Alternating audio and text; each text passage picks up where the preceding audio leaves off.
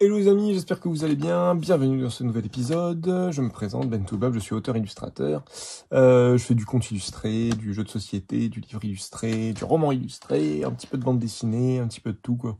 Tout qui peut se prêter à illustration et qui ressemble peu ou prou à un bouquin, excepté les jeux de société. Je travaille principalement en auto-édition et en micro-édition. Auto-édition, ça veut dire que je gère tout sauf l'impression. J'envoie un fichier PDF à l'imprimeur, donc je gère tout l'avant, voilà, la préparation du fichier, la mise en page, tout ça. J'envoie un truc complet prêt à être imprimé à l'imprimeur. Je vois quelques détails avec lui et après, une fois que j'ai tout reçu, je gère du coup les envois, la distribution, la vente, la communication autour du projet, autour du projet. Non, c'est pas. Excusez-moi. Donc voilà, et je travaille principalement en micro-édition. Micro-édition, ça veut dire que je fais des petites quantités de ce que je fais, donc jamais plus de 200 exemplaires, entre 150 et 200 exemplaires généralement.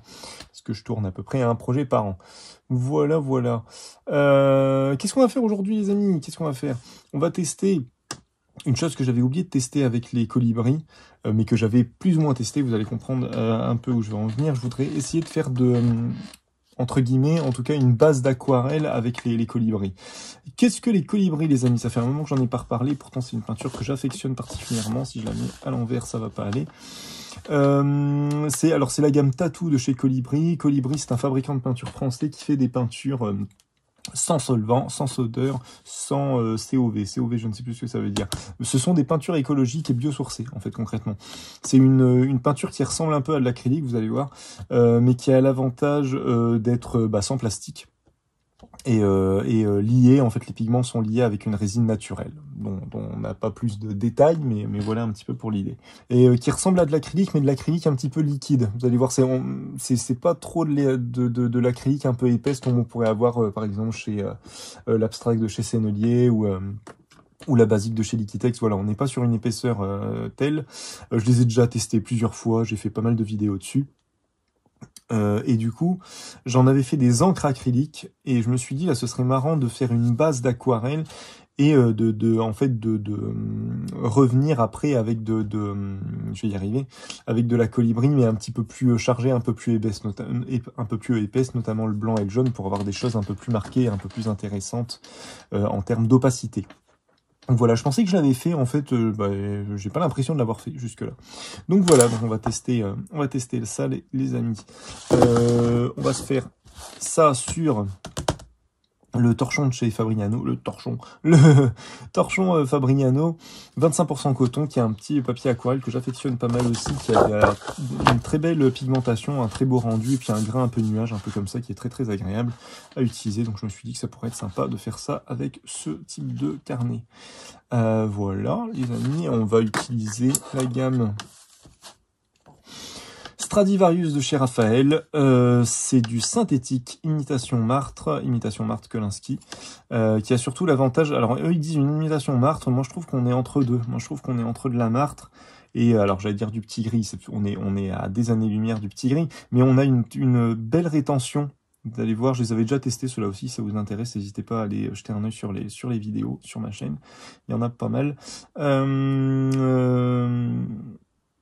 Une belle nervosité, vraiment comme de la martre, là pour le coup, en effet. Mais on a un poil qui est un petit peu en zigzag, qui est légèrement, je sais pas comment on dit, pas frisé, mais légèrement, voilà, légèrement en vague, et du coup ce qui fait qu'on a une très très belle rétention plus importante je trouve que sur de la martre classique. Donc voilà, ça peut avoir son intérêt, et en plus cette gamme de pinceaux est pas excessive niveau prix, on dépasse rarement les 14-20 euros le pinceau quoi, bon ce qui est déjà pas mal, hein, mais quand vous savez que de la martre ça monte à 80, 90 voire 100 euros le pinceau, bon voilà quoi. Donc là on est quand même pas mal. Vous voyez, une fois mouillé, et on retrouve un peu ce truc du petit gris, de garder un petit peu la forme qu'on lui donne. Et là, c'est une pointe sabre qui est très très intéressante à travailler, je trouve. On peut faire pas mal de choses avec, on peut travailler à la fois en finesse et remplir de la zone avec, donc je pense que ça va être sympa. Voilà les amis, là-dessus, sur ces bonnes paroles, qu'est-ce qu'on va faire? Parce que bien sûr, j'ai une gamme de couleurs assez particulière, qui est pas du tout adaptée à la petite illustration, à la petite référence photo que j'ai. Ah, c'est toujours mes vacances en Hollande. Hein. J'ai pris des photos, on va les utiliser, les gars. Et non, voilà, très très sympa avec les moulins, tout ça très joli. Donc je me suis dit, hop, ça va être sympa à travailler. Hop, allons-y. Donc on n'est pas du tout dans cette gamme-là de couleurs, mais on va essayer de se débrouiller, voir un petit peu ce qu'on peut faire. Je me rends compte que je les avais jamais trop mélangés, donc ça pourrait être intéressant justement, ouais, commencer à les travailler en les mélangeant pour voir un petit peu ce qu'on peut faire avec. On va tester tout ça, les amis. On va tester tout ça. En plus, alors dans leur gamme de peinture, qui est pas excessive à niveau prix, je vous dis rien, je pense qu'on est dans les 5-6 euros le tube. Pour une peinture qui s'apparente à entre de la fine et quand même de l'extra fine, on n'est pas, c'est pas déconnant au niveau du prix, je trouve. Donc voilà. Et surtout, ils ont un truc, ce qu'ils appellent un bouchon anti-gaspi, ce qui fait que... J'en ai peut-être mis un peu trop. Ce qui fait qu'on est sûr... Hop. Vous savez quoi, je vais garder celle-là pour... Hop, et je vais en mettre ici parce que je voudrais avoir quelque chose de très aquarellé au début. Ah mais je suis bête, je vais pas démarrer avec ça. Ah, je suis fatigué, je fais n'importe quoi les amis. Bref, allez, on va avancer. Faire au fur et à mesure, on va bien y arriver à un moment donné. Voilà, fais voir déjà. Tiens, je vais me servir de celui-là pour le mélange. Hop.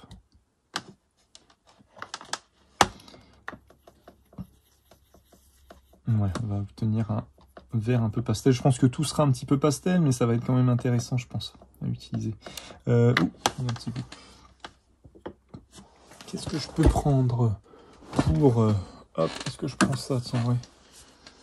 Pour me remettre un petit peu de flotte. Ah oui, il me faudrait une pipette, mais j'en ai pas là avec moi. Pour faire un truc un peu plus... Est-ce que si je le fais avec ça, c'est jouable? Ah non, je vais en mettre partout, ça va être chiant. Ça va pas le faire. J'ai déjà commencé là, regarde. N'importe quoi. Alors, est-ce que j'ai une petite pipette qui traîne? Ce serait pas mal.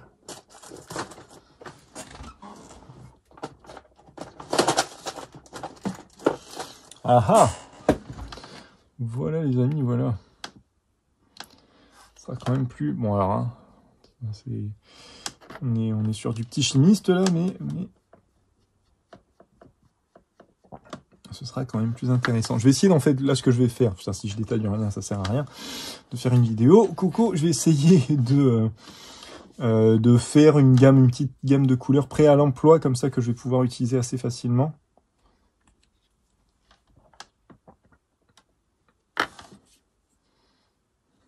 Je vais pas les fermer tout de suite, tu sais quoi, hop, ce sera plus simple. Je fais ça aussi pour pas altérer tout de suite l'eau. C'est vrai que j'ai pas percuté, mais j'espère qu'on aura une belle dilution et que j'aurai pas de copeaux d'acrylique dedans. On va bien voir. Voilà, qu'est-ce que je peux utiliser d'autre? Bah, de toute façon, oui, il va me falloir une espèce de rouge là que je vais pouvoir utiliser aussi. Juste là, est-ce que je les fais toutes? Oh, après je les fais, je peux me faire un petit jus de chaque couleur. Ça ne mange pas de pain, comme dirait l'autre. Ouais, on va faire ça en fait. Désolé, hein, je réfléchis au fur et à mesure. Hein, donc des fois, c'est toujours, j'allais dire des fois c'est chaotique. C'est toujours chaotique, mais du coup, j'aime bien l'idée de réfléchir en direct à la façon dont je vais gérer le truc, quoi. J'aime bien l'idée. Donc c'est toujours bordélique, mais je me dis que c'est toujours intéressant. C'est toujours vivant, voilà. Comme type de vidéo, au moins. À défaut d'être intéressant.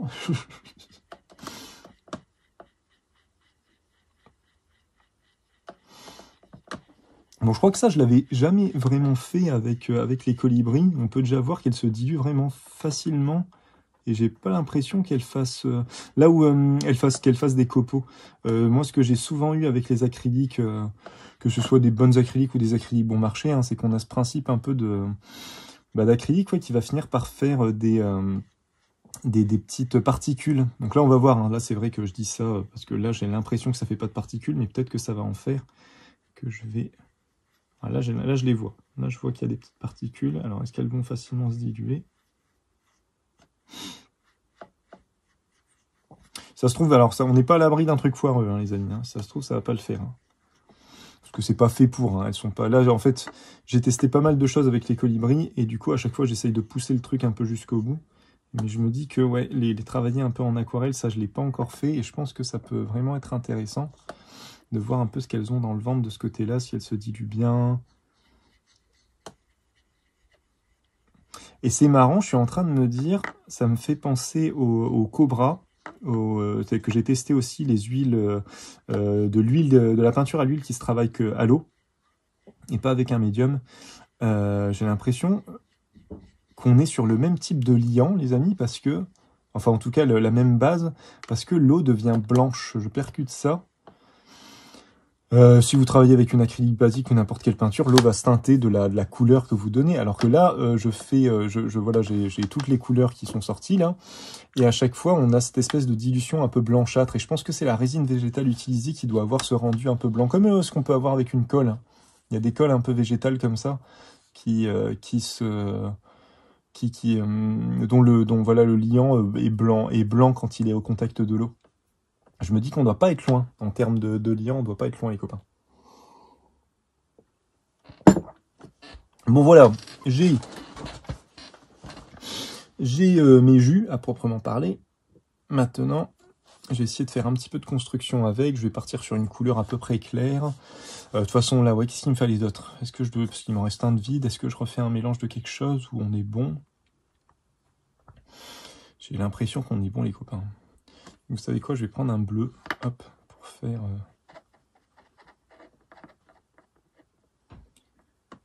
mon petit croquis. Donc croquis qui à mon avis va se voir, hein. On est quand même sur une base acrylique, donc vu que le temps que je fasse le croquis, ça va sécher.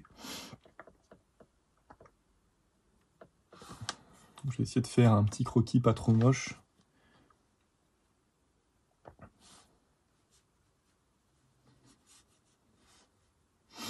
Parce qu'à mon avis, il va se voir.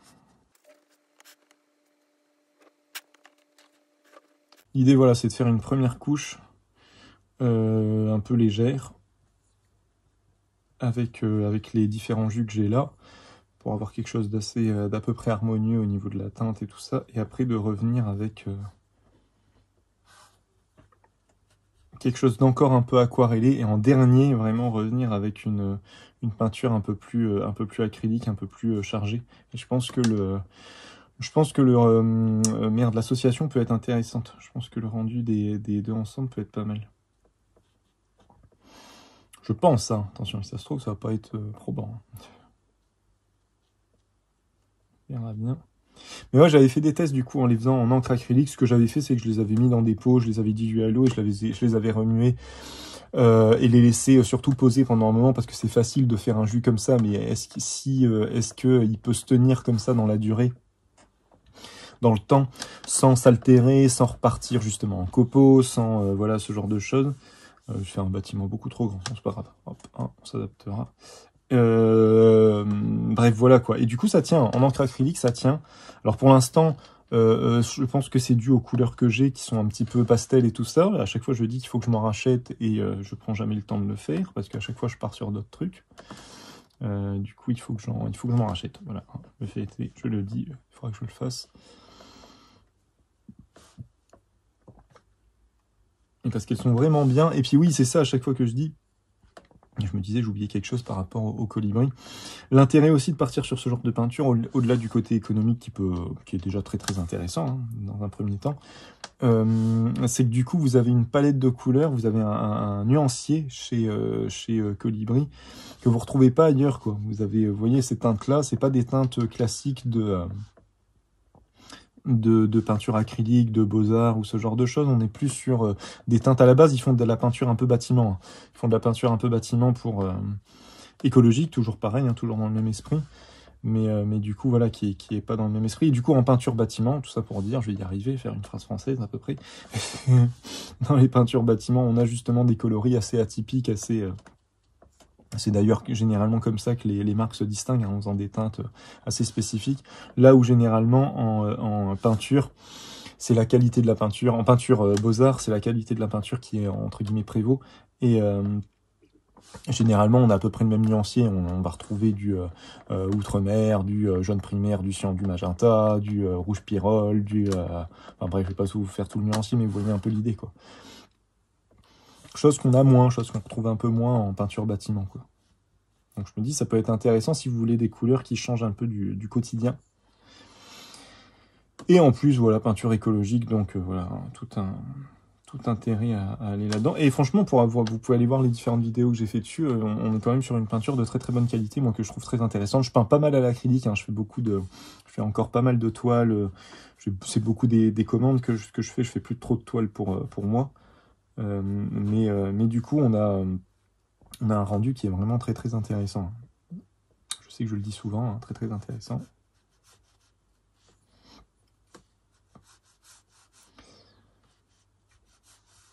Vous voyez là avec le Stradivarius, là, la pointe de sable, faut maîtriser un peu le truc, hein, et j'en suis loin, hein, je ne maîtrise pas du tout encore, mais on arrive à avoir une finesse de trait qui est quand même assez balèze. Et si on a envie, je vais pas faire de remplissage là parce que ça n'a pas d'intérêt, mais je vais vous montrer après avec le même pinceau. On peut voilà travailler à la fois en finesse comme ça, et vous allez voir juste après qu'on peut travailler en gros pâté si on a envie. Et c'est quand même pas mal. C'est quand même, ma foi, très intéressant. Bon, le bleu a l'air assez léger, logiquement. Je devrais pouvoir m'en sortir avec les couleurs que je vais rajouter par-dessus. Ça devrait être pas trop dégueulasse. On devrait s'en sortir. Du coup, je vais attaquer les couches...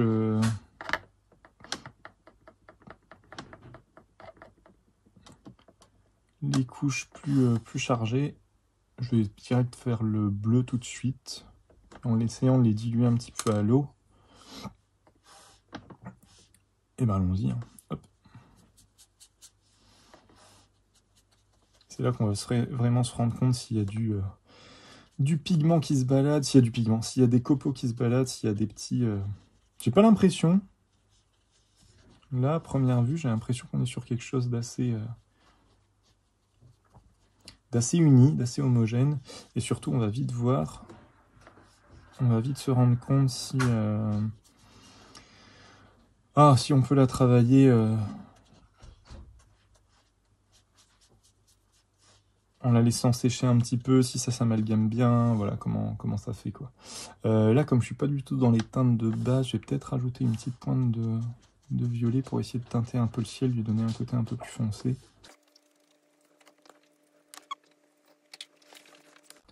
Ça, je vais remettre une petite couche là.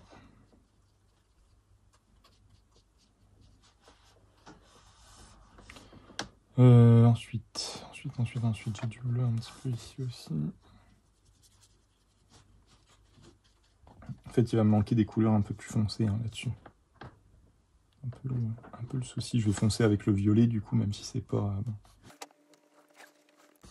Juste pour donner une première teinte, si ça se trouve, pardon, ça va le faire, hein, mais c'est vrai que là, on fait avec ce qu'on a, voilà. Non, vous voyez, pas de copeaux, hein. Pas de copeaux, rien du tout. C'est vraiment une bonne peinture. C'est vraiment... Oh. Attendez, tac, tac. Ça va, heureusement justement que c'est très très léger, je peux facilement l'enlever sans que ça altère le reste. Alors c'est très très léger au niveau de la teinte, hein, si je le charge un peu plus, on peut obtenir des choses plus intéressantes. Après bon, ça a ses limites quand même, hein, si vous voyez sur de la dilution, vous allez voir en séchant, sur de la dilution, parce que j'avais eu le même coup avec les encres, en faisant des encres acryliques, on a des résultats qui sont pas entre guillemets à la hauteur d'une vraie aquarelle, ce qui est logique, hein, ce qui est logique.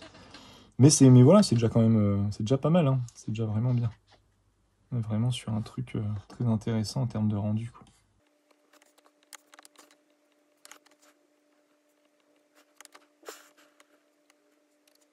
Bon, le vert, je l'ai vraiment fait trop léger, il va falloir que je refasse un peu plus foncé à la limite.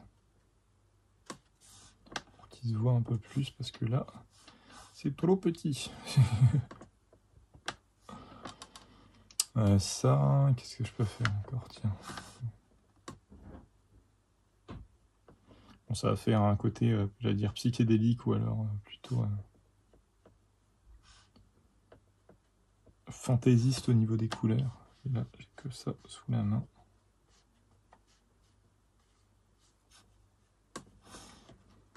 Voilà.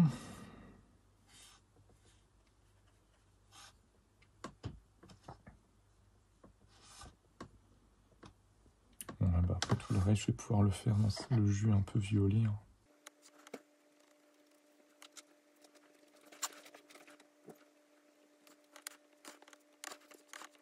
C'est vrai que le jaune, je l'ai quasiment pas utilisé. Je pourrais peut-être essayer de faire des espèces d'éclaircies avec. Je vais voir.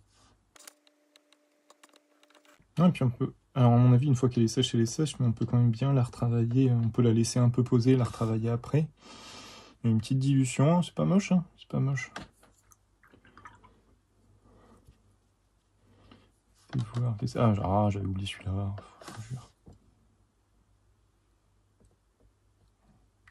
Je nettoie mon pinceau pour rien.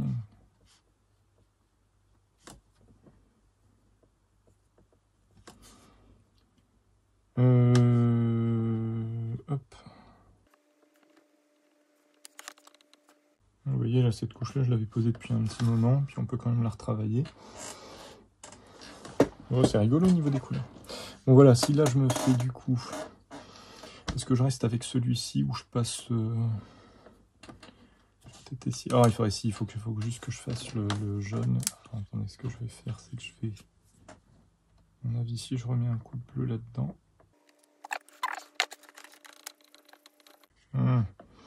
C'est dur d'avoir un vert, j'allais dire intéressant là pour le coup, mais ouais, ça fait un vert un peu fade. J'ai pas assez bien mélangé en plus.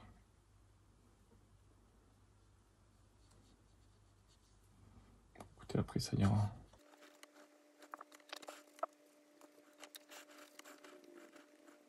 Je sais pas si elle se... J'ai jamais vraiment testé si elle se réactive vraiment à l'eau, si une fois que c'est sec, on peut rediluer. Je pense pas. Bon. Je peux me tromper. Bon voilà, c'est pas un super vert, hein, donc je me dépatouille avec les couleurs que j'ai, mais il y a une petite harmonie qui est pas dégueu, hein, qui se fait tout doucement là. En fait, là, l'air de rien, je vais commencer à attaquer les couches un peu plus opaques. Et alors, faut pas que j'oublie que la couleur la plus foncée que je vais avoir, c'est cette sorte de violet. Du coup... Ouais, là, en fait, je fais peut-être juste... Ça peut être intéressant de faire ça. Pardon, excusez-moi, je réfléchis tout seul. J'allais dire... Parce que là, je me suis dit, ça serait pas mal de faire une couche un peu claire, justement, de garder le jaune et le blanc pour faire une couche un peu plus... Mais du coup, voilà, alors je vais y arriver. De faire une couche, du coup, de lumière avec du jaune et du blanc, sans diluer. Et du coup, de finir avec un violet, tout simplement. Parce que là, en fait, les couches principales sont mises. Il me manque plus que le détail, là, en fait. Hein. Alors, c'est succinct, hein, ce que je fais, attention. Hein, mais en vrai... non, oui, mis à part ça, je suis en train de réfléchir. Parce que là, tout le contraste, je vais l'amener avec le violet sans le diluer. Donc ouais, je vais peut-être me faire une petite couche blanc-jaune, là, pour ramener un peu de lumière. Que je vais réaccentuer certainement à la fin. Je vais faire une couche blanc-jaune, une couche violet pour finir, et une couche blanc, à mon avis, par-dessus en très très fin. Voilà. On va faire ça, les amis. Hein. On va faire ça. Alors, du coup, comment je vais faire? Parce que j'ai pas trop de place. Le blanc, là, je vais le coller là, ça c'est sûr. Hop. C'est une bonne dose parce qu'à mon avis, je vais pas mal l'utiliser. Le jaune, je vais me faire un petit truc là, en fait, hein, je pense. Après, je peux utiliser la fin du... peut-être faire ça. Utiliser la fin du violet pour venir... hop, harmoniser un peu l'herbe avec le reste. Je vais peut-être faire ça.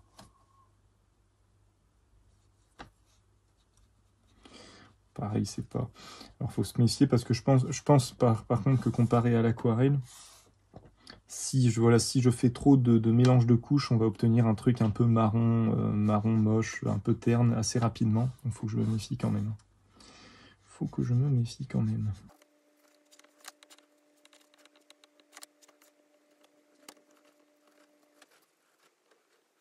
Voilà, juste pour unifier un peu le fond. Ah si, j'avais dit le fond là aussi, c'était ça. Je rajoute un petit peu de Cette espèce de jaune un peu bizarre dans le fond là pour faire les arbres. Hop, il y a des petits arbres qui se baladent là et on les voit pas du tout avec la petite couche de jus que j'ai fait. Ouais, vous voyez, ça commence déjà à faire un espèce de truc un peu sale, une couleur un peu sale. Là où le reste du temps, elle est, quand on la mélange juste avec en billes couleur, là ça reste très comment on dit ça, beau en fait. Hein. La fusion elle reste belle, mais dès qu'on mélange un peu trop, ça devient vite un peu crado. Après c'est pas une aquarelle, hein, donc c'est logique. C'est logique que ce soit pas fifou non plus. Bon, allez, essayons. Essayons. Sachant que, hop, comme un crétin, je réattaque alors que c'est pas sec. C'est pas forcément l'idée du siècle non plus.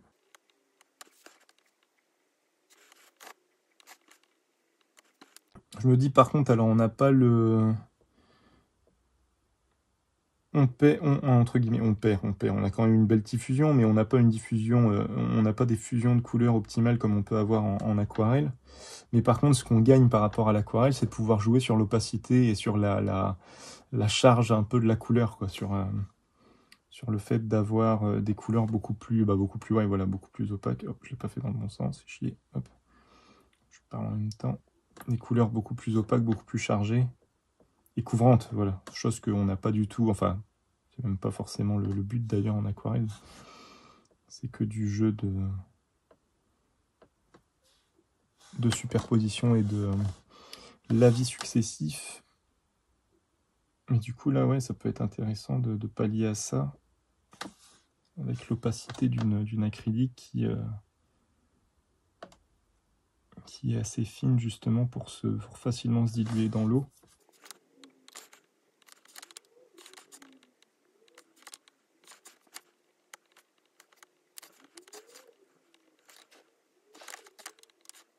Du coup, je m'interroge, est-ce que je fais la couche de blanc là ou est-ce que j'attends vraiment la fin? Je vais peut-être attendre la fin pour la couche de blanc. Je vais revenir avec le... Là, il faut que je contraste un peu plus. Donc, je vais revenir avec le violet. Je vais pas le mélanger là-dedans. Je vais me faire un petit truc juste ici, là.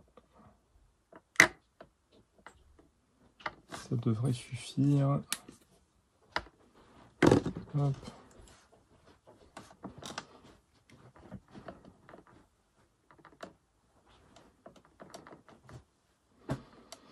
On va essayer d'être fin. Pas gagné.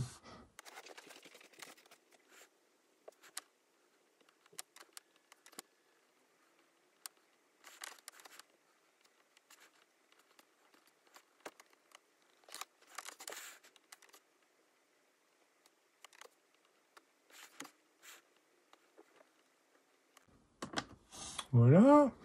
On y arrive tout doucement. Ah, le poule qui se réveille.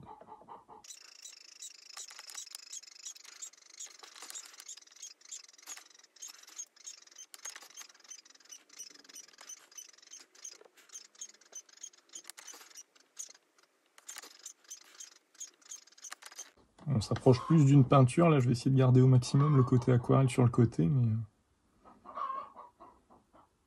C'est tentant de tout repasser, de tout refaire, tout repasser par-dessus au violet. Là, ça apporte tellement de clarté, tellement de contraste que...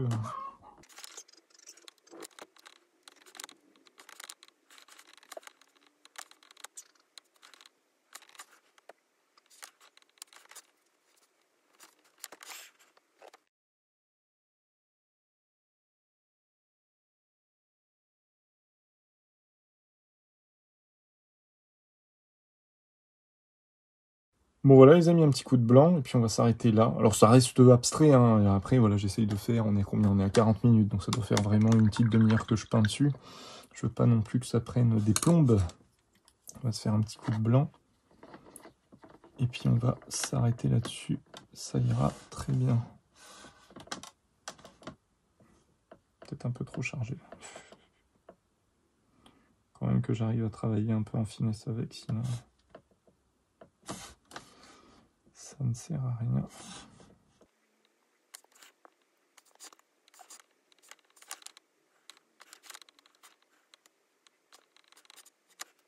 Voilà, allez, on va s'arrêter les amis.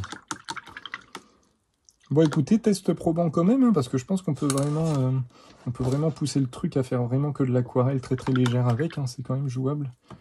On a des beaux rendus, des belles fusions, et puis revenir par-dessus avec une couleur un petit peu plus opaque, ça le fait aussi. Donc ouais, non, c'est cool. C'est vraiment une peinture très polyvalente, hein. On peut faire vraiment beaucoup de choses avec. C'est vraiment, voilà. Chaque fois que j'ai une idée que je teste avec cette peinture, généralement ça match, donc... Bien joué les gars. Bien joué les gars de chez Colibri. Vous êtes très forts. Voilà les amis, fin de test. Du coup, franchement assez intéressant, hein. Je pense que j'aurais pu pousser un peu le truc un peu plus au niveau aquarelle, mais j'ai gardé quand même pas mal de fondu. Qui montre un petit peu voilà comment ça réagit sur ce type de papier comparé à de l'aquarelle standard, juste pour faire un petit point comparatif vite fait comme ça. On n'est pas sur les mêmes couleurs, on n'est pas sur la même pigmentation, la même intensité, mais c'est quand même pas mal, hein. C'est quand même pas mal.